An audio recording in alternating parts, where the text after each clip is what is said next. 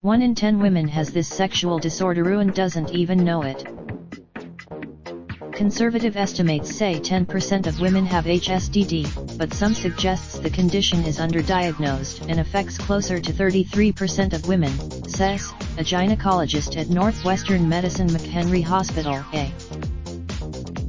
Some women taking birth control find that their arousal and ability to orgasm dip when they're on the pill. Talk to your doctor. Antidepressants greatly decrease your sex drive and your ability to orgasm, which is a side effect not often talked about, considering Americans takes antidepressants. They may not realize. I would say 90% of perimenopausal women have decreased sexual desire, says Dr. Bell. It can be a huge. Age has a lot to do with your lowered libido. Your estrogen level. HSDD can stem from past trauma, says Dr. Stryker. Either molestation. One cause of HSDD may be painful sex, creating fear, or an aversion to having sex.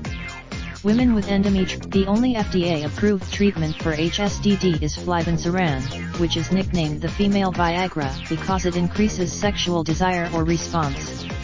It does have some as another option.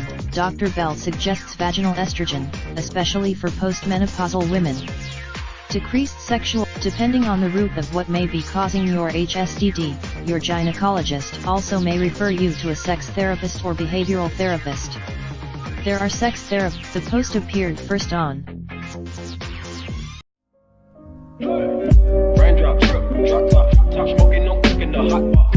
Fucking on your bitch, yeah, that. Looking up, open the park pot.